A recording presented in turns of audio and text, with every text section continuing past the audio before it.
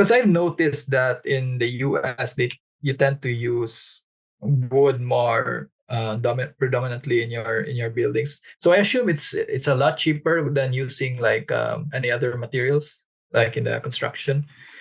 Because in here, Oh, like in the Philippines, it's like it's almost considered like a luxury to use wood even on in the interiors because it tends to be Same here. more Yeah. expensive. Yeah.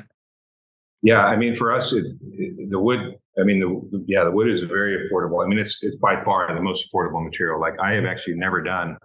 I've never done a fully concrete building in the United States or steel in my entirety of my career. It really is. It's like twice as expensive.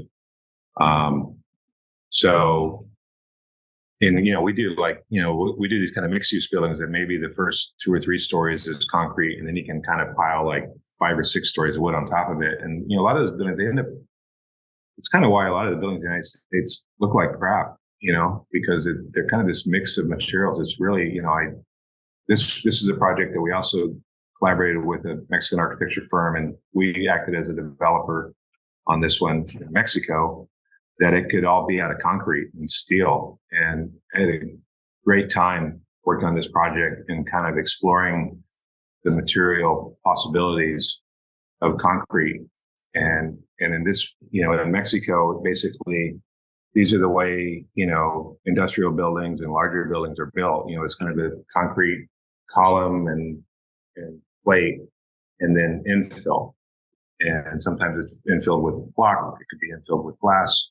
But we kind of thought that was the real kind of design driver, was really starting with a structural language that was appropriate to this region in Mexico, and kind of, which is the frame and the infill, and then really kind of elevating that. A lot of times the frame is really cheap, it's concrete, and then they infill with really cheap block, and then they kind of stucco over the entire thing.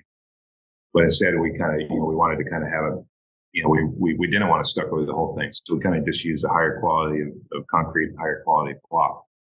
And in this case, it was so, in the United States, like everything is bought as a kind of as a product. It's like, go get some cabinets. There's a cabinet manufacturer that makes them. Everything is manufactured, and you're populating your building with this kind of kit of parts. In Mexico, everything is hand built. So, our cabinets were, obviously the structure was built by hand, but the cabinetry was hand built in Mexico City by the same kind of group of people that build, the windows and doors. We would never ever get the opportunity here to have custom fabricated steel windows and doors, at least in the projects that we work on. I mean, there are projects that can utilize these in the United States, but they're generally homes for billionaires, and those aren't honestly the projects that I think I'm personally that interested in working on. I think the billionaires, they can have anything they want. They can go have another architect. I think there's larger problems to solve than kind of the custom vanity for a billionaire's home. But in Mexico, this is how you do it. So everything was hand built. These cabinets here were also built in Mexico City. The tile it's a custom color, custom, glaze that was done in Guadalajara, and it didn't cost any more. These bricks at this lower level, these were fired in a little kiln just 20 kilometers down the road, and I remember when they were laying the bricks, like maybe a third of the room was done. I'm like, where's the rest of the bricks? I'm like, well, that's all they could fit in their kiln. And then they have to go and fire some more bricks and bring in another load. So it's, this tub was built on site. So this was a really, really fun project to work on at this stage of my career, because there was a lot to learn about materiality, constructability, availability of materials in another region.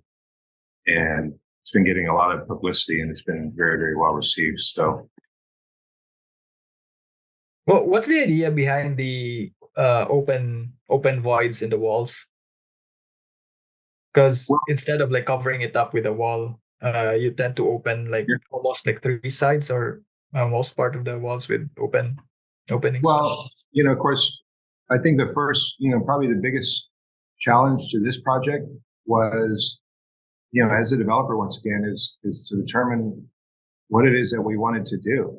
This is, my wife, she loves to travel. We both love to travel. We wanted to, we develop these projects every few years and just think, well, why don't we, instead of doing another project in the Seattle area, let's go develop a project in Mexico, and we can have a cool place down there and kind of use that as a jumping point to travel. And, down there, it's like, it's a very nice climate. You'd go down there in November or December where it's crazy cold and raining here, but it's beautiful down there. So you really want to get outside into the environment. So, back to the problem is like, so we're going to do a project in Mexico. It's like, we're going to buy, we buy some lot. And it's like, what's it going to be? Is it going to be like a house? Is it going to be a hotel? And really what we settled on was, once again, this kind of big framework that then you infill with different materials or different programs. And in this case, it's infilled with, say, I think there's a total of 5 suites. And each of those suites has its own little kitchenette, and it has its own bathroom. So, and then there's 5 of them. So it's really intended that you could rent each of those suites independently to individuals on a vacation. But it probably works better if a group of friends, a group of family members, they go down there together and they can each have their own little suite, or a couple can have their own suite and some autonomy and some privacy, but then still have these big shared open spaces. So, really probably, 60% of this structure is actually unenclosed and unconditioned. And the balance of it is all exterior. And once again, just to play up on this, on the frame, like, what is this? I mean, the frame carries all the way up to the roof. Obviously it doesn't have any walls. It doesn't have a roof, but the frame is expressed all the way from the ground, up through the sky. And the colors kind of change kind of as you're working your way up through the building, where on the ground floor, it's kind of all about the jungle. It's what we call the jungle suite. And it's kind of rising up to the jungle in very warm, natural materials. As we get to the center of the project, it starts to kind of look out into the tree canopy and the trunks of the trees. So, we kind of introduced a new material for the flooring that is wood-based, that, starts to reflect kind of where it is in the topography. And as we're kind of getting up to the top, it's taking on the characteristics of the sky. So the materials are much lighter and brighter. And I think that's very successfully done. And you just kind of have to think through it a little bit, thinking about material, what material is appropriate. Once you have a concept for, like, I think the materials should kind of slowly morph as they're kind of rising, from the jungle to the view, and reflect that. Then it's easy to make those decisions. You don't have to, like, well, what should we do, a green tile or a blue tile on the roof? It's like, no, obviously you do a blue one. This level's supposed to reflect, the sky. And there's another pool here on the terrace level that is reflecting the jungle canopy. And, it's got the green tile pool. So this was a lot of fun. It's been done now for, maybe 6 months. And I actually haven't been down there. I haven't been down there for 4 months or so. I'm going down there on Monday. So forward to see it. It's kind of surreal. It's like, I own this. It's 2,000 miles from where I live. Kind of like we were so invested and involved in it for 3 years, designing construction every single day. It's top of mind. And then it's kind of done, and you're working on the next thing, but this thing kind of still has a life of its own, 2,000 miles from home here. What's the neighborhood like in this area? I've seen a picture where it has like you have some neighboring houses, but is this located in a maybe not so dense area? I mean, this is in a town called Sayulita that's probably only, 2,000 permanent residents that live there. But it's got, probably 50 years ago, it was a fishing community. Sometime in the 60s or 70s, some hippie surfers discovered it, and it became known as a surf spot. But, there's kind of a central square, just about a 5-minute walk down the road that's adjacent to the beach. But yeah, the street that we're located on is pretty residential. It's surrounded on both sides by similarly scaled homes, and across the street, et cetera. So the street is mostly developed. There's maybe 6% of developed. There's some vacant lots. But the nice thing about this lot is that kind of on the back side of it, there's a big ravine, and it's all jungle and undeveloped. So you kind of have this neighborhood context on the street side of it, but a completely different context on the back side of it, which is maybe that's the street side of it. So, it's very low and unimposing from the street. It's only a single story from the street and kind of set back. But you don't realize till you really descend into it that this is like a total of 5 stories, and you're entering into what is essentially the 4th of 5 and working your way down into the jungle. Robert, can you explain more about the modular approach that you have in your firm? Because I think this project represented very well. Yeah, when we started initially with hybrid and some of the competition work we were doing, one of the competitions employed cargo containers as a building system, and it's like 20 years ago, and that actually people then and frankly people now are just enthusiastic about cargo containers. So that led to a bunch of publicity, and some of our very first work was in container built architecture. But we kind of always saw that as a kind of a jumping off point to doing other things that were more modular. So let's see, somewhere down here. Yeah, this is the first container building we did. But we thought containers were, they're cool, they're fun, they're appropriate. This is a cabin out in the woods, we kind of lock it up tight, but they're not really scalable. They're not very practical. So we very quickly kind of moved on to wood frame modular projects. Yes. Which we've done a number. I'm trying to find here. My own house was wood modular. Here it is. So, when we began hybrid, we had a specialty in modular construction.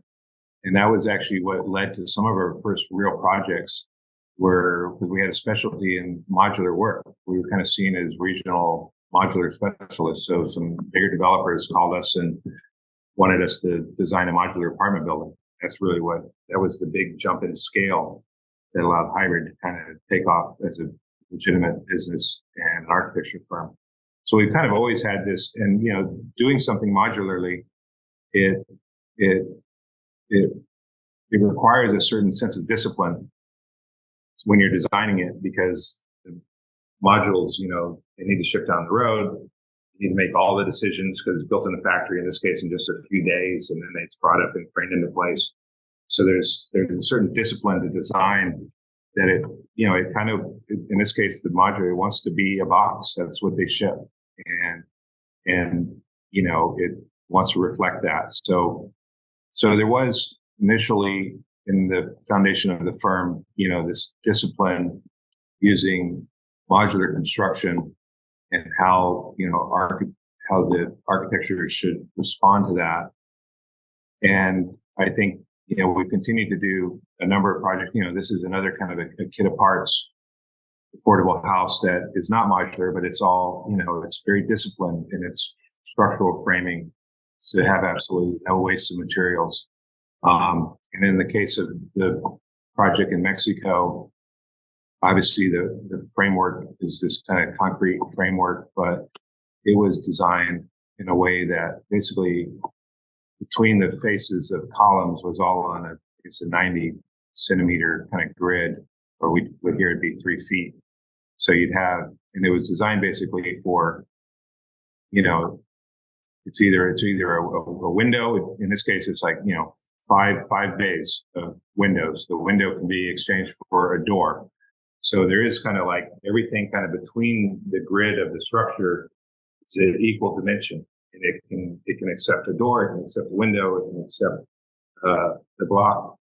So that too kind of instills a certain discipline in the architecture that, you know, I'm personally attracted to. You know, when we started the project, it's like, oh, I'm going to do this kick-ass project in Mexico. It can be in concrete. It can be anything it wants to be. And does it want to be parabolic arch concrete? There's so much plasticity that you can achieve with concrete that is difficult to do in wood. But I have a whole career of wood and modular construction, and it's just not in me.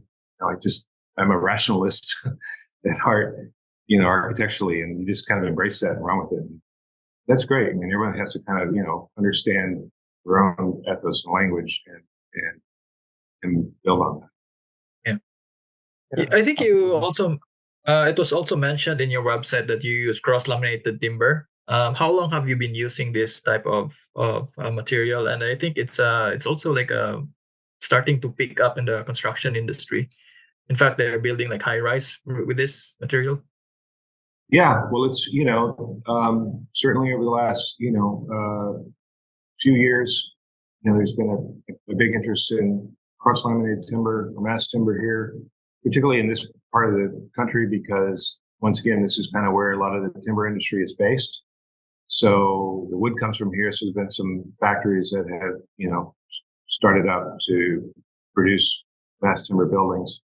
You know, unfortunately, it's like a lot of what we're putting out there right now is the mass timber buildings is still kind of in the ideation phase. You know, we haven't yet had one of our own mass timber buildings realized due to the expense, and the, you know, the kind of the project types we work on are generally, you know, more accessible economically to the general public. And right now you cannot build affordably with mass timber compared to just light gauge wood construction. But that's similar to a lot of, you know, once again, it's like we put a lot of these ideas out there, you know, and, you know, these ideas over the course of my career, you know, obviously the container thing, wood modular, you know, now everything's in CLT. Now maybe people are taking this interest in 3D printing, you know, 3D printed houses, whatever that means. So it's kind of hard. It's almost also kind of still like to say, like, kind of the stylistically, there's these trends that emerge, and by the time they kind of get up to industrial scale, people have moved on to another trend. Mm.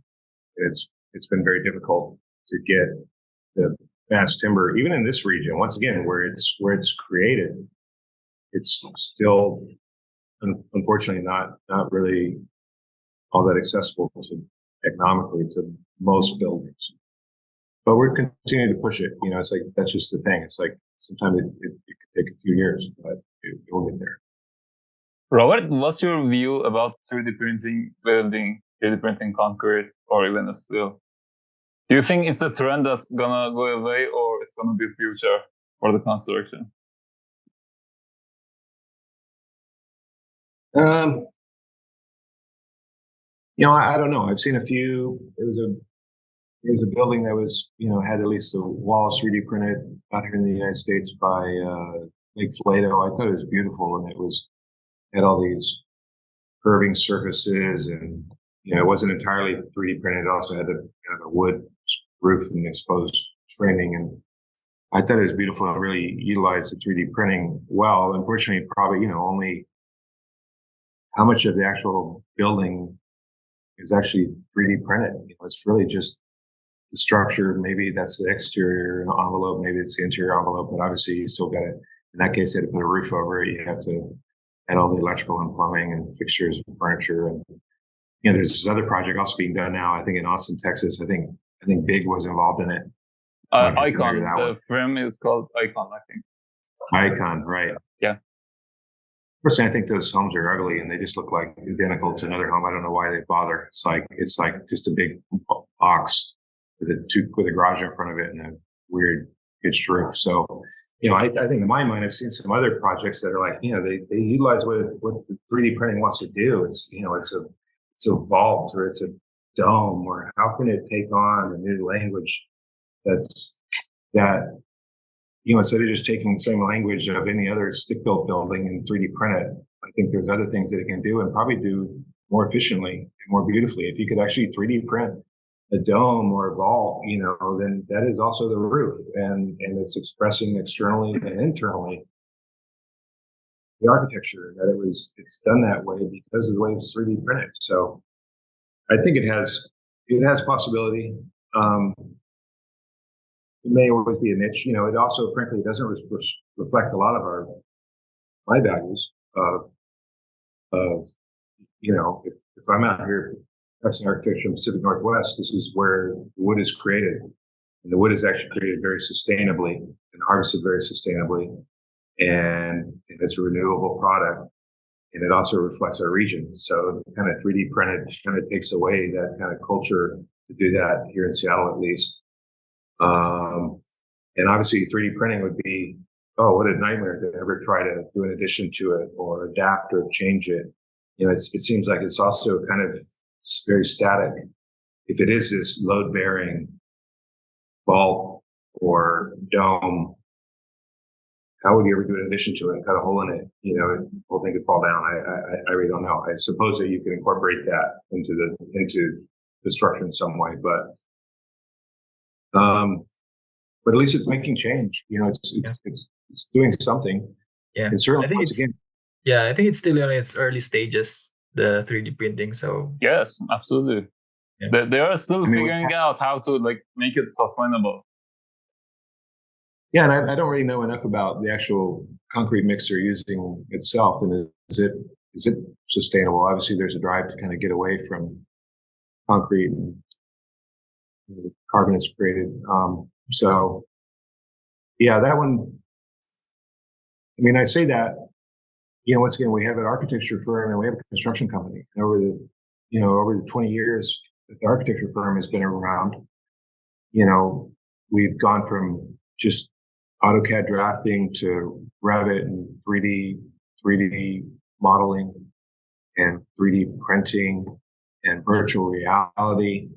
And from the architecture standpoint, this technology has really changed the profession of architecture significantly, and how it can be created efficiently with a relatively small group of people can create very, very big buildings. And of course, like we're doing now in digital communication, we collaborate with people on the other side of the world very easily. And, I'll get off this phone call and have another phone call in 30 minutes with someone down the street.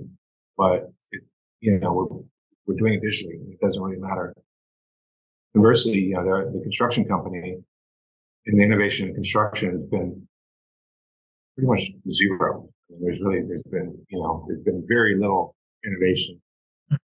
And that's where maybe, I think the modular, we have done a lot of modular work, and I think that, it's moving the needle a little bit. It's still built out of wood, but it's built in a factory environment, certainly over here. And when it rains, 8 or 9 months a year, it's not a great environment to be building the construction out in the rain. So you can build it in a controlled environment, just bring it in place.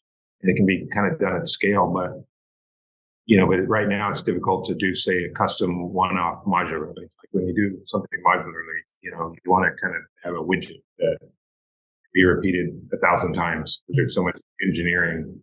It's like my phone. It's like there's so much inside here that if you just created it one time, it would cost $1 billion. You got to build it 1 billion times, and that's maybe one of the that's one of the shame I think about wood frame modular construction is that there's a lot of upfront cost and effort goes to build the very first module, and then there's not a lot of incentive to change that module.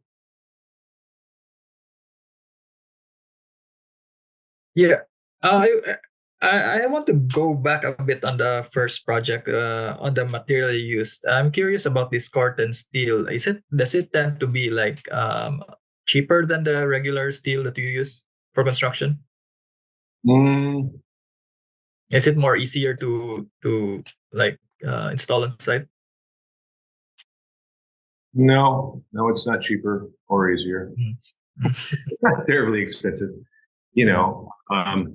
but it's a heavier gauge, and in this case, we we use, you can kind of see it here. It's just, here, give me 1 second. I have a section of it. Yeah, sure. Okay.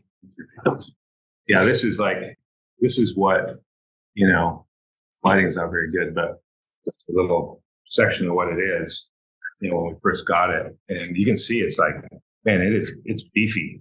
It's a big profile. Yes. And when we first went in, when they, we obviously could have gotten a much thinner profile, but we kind of wanted it, the building itself was so flat that we wanted it to have some, a big meaty kind of profile and some texture. And also this is a material that you can use for both the siding and the roofing. So it's the same material that is the siding that is the roofing. And then, when they delivered out on site, a big stack of this stuff. We're like, oh my God. It's kind of a scary moment. Like, is this going to be the right profile for this?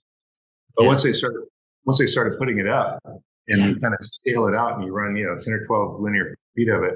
Yes. Then it works. Yeah. And but it's to answer your question, it's not extremely prohibitively expensive, but it is more expensive. And this space that you mentioned, that the living room is on top. So you tailor fit your house according to your clients, right? So it's not like for most houses that you make in this area. Because no, these are all speculatively built. Like, basically, we don't build custom homes for people. We basically build these homes and then put them on the market to sell. That's one thing. We don't know who's going to live in them when we start them. And in the case of this unit on the left, this one was pre-sold to a couple that was living in Copenhagen, actually. And they had seen a couple other of our projects. And then when they were going to relocate to Seattle, and emailed us and wanted to live in one of our projects. And we had just kind of started construction of this one. So we sold them their unit when they were still living in Copenhagen. And they bought it sight unseen, essentially. They moved from Copenhagen and it was done, and they moved in with their 2 kids. So that's kind of another aspect, is like, these aren't really like, we're not building these for a client when we design them and start them. We're really building them just, once again, speculatively, that people are going to buy them as a new home when they're complete.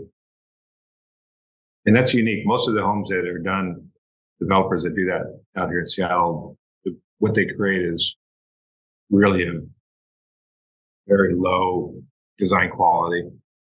And it's pretty rare, actually, that their architects are also acting as developers. And I'm not entirely sure why. It's not really rocket science, honestly, being a developer, and you can have an impact on your city, kind of this scale, where, once again, a lot of new development is done by speculative developers in the city, and what they create is not at all inspirational architecturally. Exactly. And, there's a lot of that happening through the city. So it's like, if you can just have, I don't know if they make city like, I'm not sure that you would want to have a city like, what if, if every house on the block looked like one of our projects, that would probably also not be a great thing. It'd be kind of too much, It's like, we're not trying to be too extravagant with it. At some point, we're trying to, make a statement, but also kind of be a background building.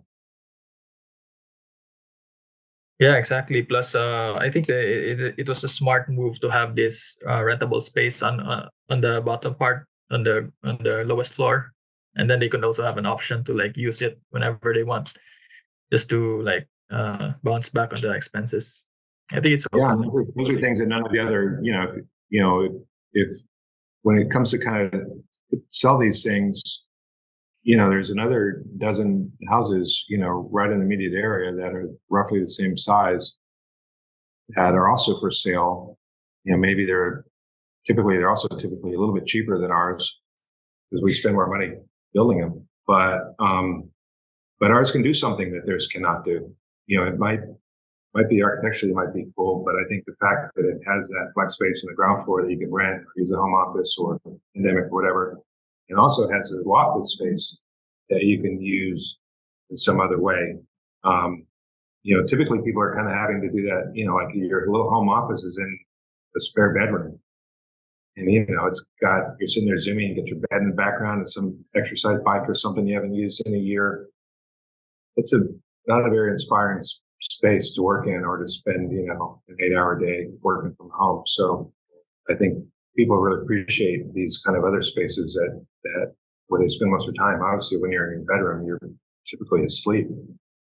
The bedroom itself can be very small, big enough for a bed and a dresser or something. I don't necessarily think it needs to be much bigger than that. Try to really give the space to the spaces that you're spending more time in. Exactly. And I think one thing that I made this building really liked by people is you gave attention to the quality of how they live inside the space, like the way you put up the windows and the skylight, rather than in the neighborhood that they just use typical windows on the walls. I think there's you put attention on how light goes into the rooms. Well, I think we're very inspired by Scandinavian architecture. Seattle itself has it has a large population of people of Scandinavian descent here, so that's appropriate culturally. But also, I think we're kind of a light star area, so paying attention to bringing lots of windows and bringing in natural light, and then just generally having a kind of a quiet, monochromatic finish. These are the people that moved here, and it obviously resonated with these people. They moved here from Copenhagen. They brought, they had the opportunity because they bought their unit when it was still under construction to kind of customize some of the finishes. So they wanted these very colorful custom cabinets that turned out so cool. I wish we had there you go. This is their furniture that they brought with them from Denmark. So cool. They had an art gallery out there. And I think their sense of style and taste just kind of fit this little unit perfectly. Sometimes people bring in, it's a pretty small space, and if you bring in furniture that's too big or too much stuff, it overpowers it. So I think they had a real understanding of the scale of the space and bringing just enough, but not too much. How to pick their furnitures. I agree. So, Maddie, you have a question before we can move to the final? I really think your approaches about being modular, how you can connect with people, how you can make it affordable, all gather together really well. You can see this through all of this project. And I think this is so important in today's financial situation, basically in the whole world, when the housing is not that affordable, not everyone can buy any unit that has the value of architecture, value of the living. So maybe for sure your firm can be a good role model in that situation to educate others about how to make buildings more efficient and affordable at the same time. Yeah. Plus, you put quality in the living spaces, which I really like as well. Yes, absolutely. Yeah, I appreciate it. I think it is, once again, it's important to us that, I don't know, I think too often, at least, in residential architecture, the project, a lot of the projects get published, they're gorgeous, they're beautiful, but they're so custom crafted and they're and so expensive to build and to buy that they're just not really accessible to the general person. And even the people that do end up living there, in a lot of cases, this is their second or third or fourth home. Why do you need another one of these objects? So it's definitely very important to us to try to give architecture to people a little bit more like ourselves. I mean, unfortunately, what we found now is that given the cost of housing, that these projects are also becoming very, very inexpensive or are expensive. These two units are, they're $1 million each. So we've actually pivoted over the last few years, and the project we're focusing on now is actually typically co-op based or intentional communities where a group of people, it could be in one case we got 9, in another case there's like 20 people in the community that are going in there and building an entire community and owning it under a co-op structure. And now that is very affordable because it kind of removes the speculative nature from it entirely. And we've got 4 of those projects we're working on right now. So, we're not sure we're going to continue to develop moving forward the way we have in the past, because our own projects have kind of priced, we had historically